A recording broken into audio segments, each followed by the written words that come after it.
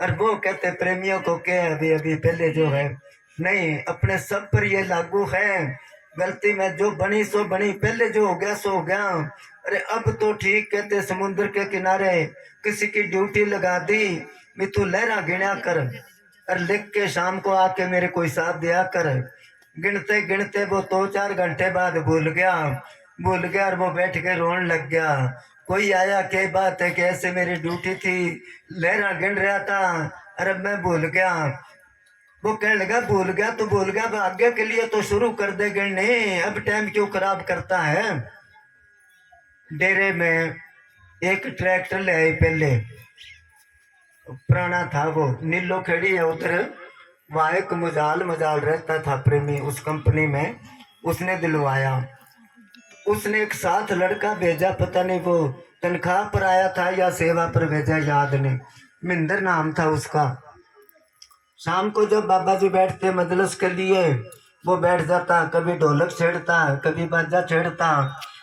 तो बाबा जी कहते भी तेनू भजन आंदा है? कि जी भजन तो नहीं आंदा, मैंने तो गाने आंदे है।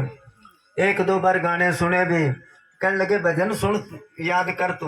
मेरे को कहने लगे नु भजन याद करा। अब सारा दिन सेवा करा, सारा दिन उससे मत्था मारा, मतलब एक ही भजन नहीं याद होया उसके, कई दिन हो गए।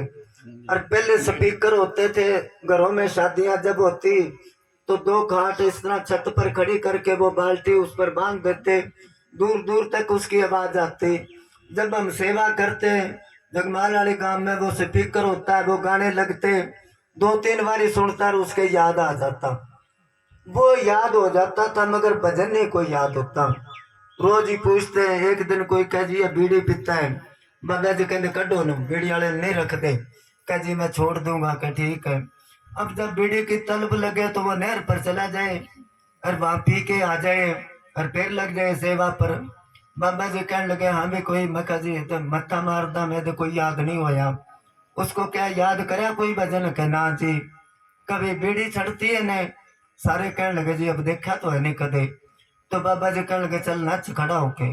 वो जब नाचने लगा तो मंडल था ऊपर जेब में, वो निकल के नीचे गिर गया और सारे हंसे। बाबा जी कहते देखो भाई, पिंदा ने बस वही जेब छुपा के रखता है। तो वो सारे हंसे। फिर ये शब्द बुलाते, चोरी बेईमानी बदमाशी के खुले नहीं पाठशाल, कोई पाठशाला नहीं खुली। बिना पढ़ाए आप पे पढ़ गयो जितने थे कर्म चंडाल, कुबद की ना कोई पोथी बनी, बाकी सारे काम बगैर पढ़े सीख गया ये। और संत फकीर दिन रात मत्था मारते हैं, कितनी धार्मिक पुस्तकें हैं, उनका असर नहीं पड़ा, उन पुस्तकों का कोई असर नहीं पड़ा। वो कहते अब तो सोच समझ के, सोच इसकी तब होएगी सही जब कोई नेक पुरुषों के पास बैठेगा, तो दूसरी तरह रहेंगे।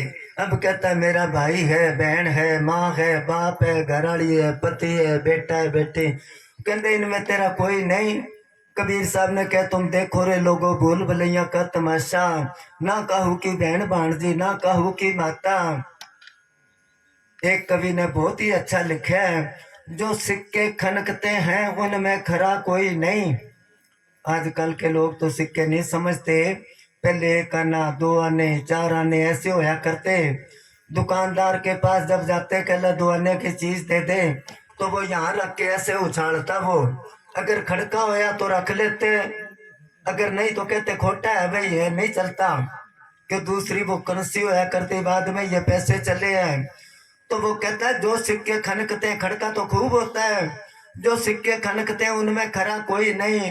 कहता है तुझ पर मैं मरता हूं पर मरा कोई नहीं, वैसे सब मरने को तैयार नजर आते हैं।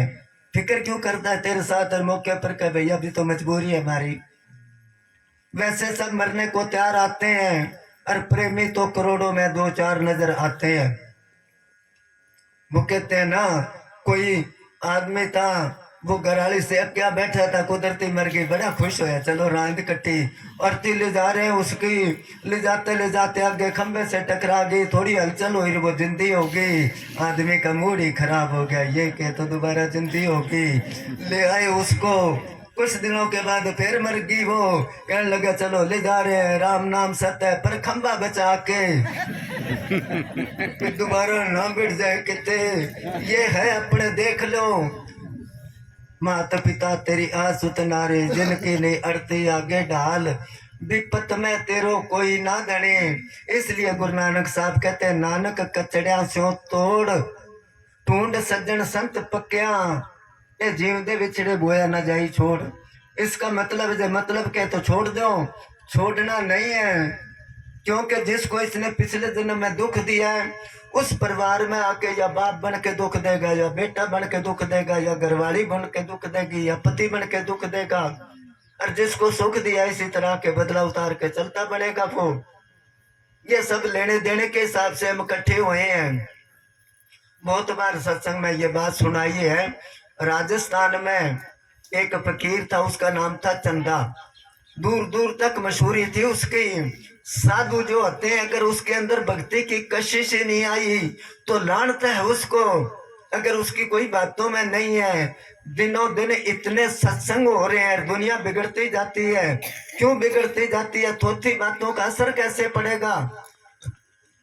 संत फकीर तो चाहे एक बात चाहे ना ही बोले, फिर भी उनका असर, क्योंकि इंसान के अंदर से रेडिएशन निकलती है, अपने अंदर से काम क्रोध लोभ मोह अहंकार की निकलती है। और जो भजन बंदगी करते हैं संत फकीर के, उनके अंदर से रूहानियत की प्रेम की धाराएं निकलती है। तभी तो कबीर साहब ने क्या कि संत ना होते जगत में तो जल मरता संसार। तो वो चंदा फकीर दूर दूर तक मशहूर हो गया। भक्ति करे पताल में, प्रकट होए आकाश, कबीर तीन लोक में, छुपे ना हर का दास। तो कोई मालिक के मिलने का चाहवान है, इधर से गया भी अपा भी दर्शन करांगे, चंदे फकीर का नाम लेंगे, उसको गुरु बनावांगे। अब चला गया, पैदल चला करते उन दिनों में। आगे गया उस गांव में, पूछा वे चंदे का घर कौन सा है? किसी ने बताया वो घर है। दरवाजे में खड़ा होकर उसने आवाज लगाई कि चंदे का घर ही है। घर वाली बैठी थी, एकदम कड़क के बोली कि वही घर है, के लेना तू? वो घबरा गया, वे संत के घर से ऐसी आवाज कैसे आई? फिर उसने हिम्मत करके कहा कि चंदा कहाँ है? कहने लगी कुएं में पड़ो चंदा, ऊपर पड़ तू, ऊपर घेरू 2-3 ईंट। उसने कहा ऐसा ही संत है जिसके घराली ऐसे बोलती है। कितना सफर करे, वापस ही मुड़ गया वहां से। कोई आदमी मिला, कहाँ से आया? वे पूछा, सारी बात बताई, मैं तो ऐसे आया था। वो कहने लगा है तो दर्शन करके जा, बहुत उच्च कोटि का संत है। कहाँ के? आज जोड़ पर सत्संग है। जब वो गया दर्शन करे, दर्शन करते ही एकदम निहाल हो गया, जैसे कोई गर्मी में से समुद्र के किनारे चला जाए, ठंडी हवा आती है ना। मगर उसकी समझ नहीं आई, इतना कामल संत, और इसके घर वाले इतनी अक्खड़ दिमाग की, और जरूर इसको तंग करती होगी। इसको कहते निकाल दे, ऐसी जनानी क्या करनी है। अब सारी पब्लिक में कैसे बताए वो। आखिर को उसने रमज मारी कि जहां चंदा वहां चांदनी, और घर के माई अंधेरो, वो अंधेरो काट दे भैया, कहनो मान ले मेरो। उसने क्या, यहाँ तो तुम भक्ति की रोशनी कर रखी है। वो चंदा समझ गया भैया तो घर जाके आया, घर वाली की आदत का पता ही था। वो कहने लगा वो जंगल की ऊँटनी और मैं जंगल का काग, चूचा भर मांस खाया था वो बदला दे भी आज। पिछले जन्म में सांड थी वो, उसके जख्म था, मैं चांच मारा करता कौआ था, अब वो मेरा बदला ले रही है। मैं बदला भी उतार रहा हूँ, रुमाल की भजन बंदगी भी कर रहा हूँ। इसलिए संत फकीर कहते माता पिता तेरी आसुत नारी, जिनके ने अड़ती आगे ढाल, विपत में तेरो कोई ना धनी। धनी तो उस टाइम पर सतगुरु है। हाँ, संत मिले हैं। वो रूपा अपने मेमनपुर का पूज्य मस्ताना जी किसी बात पर उसको कहने लगे भी कोल खड़े होके खल चिल्लावांगे ऊपर। तो वो कहने लगा बाबा कोल खड़े होके, जब आप खड़े होके हमारी खाल उतरेगी तो आपको तरस नहीं आएगा देख के? वो कहने लगे हम दूसरी तरफ मुंह कर लेंगे।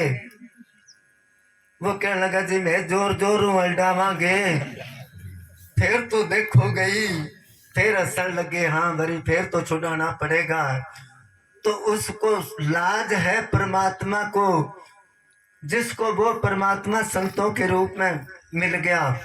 धर्मराज के तो नहीं जाना पड़ेगा, मगर जो जो हमने करा वो तो भुगतना ही पड़ेगा। हाँ जी।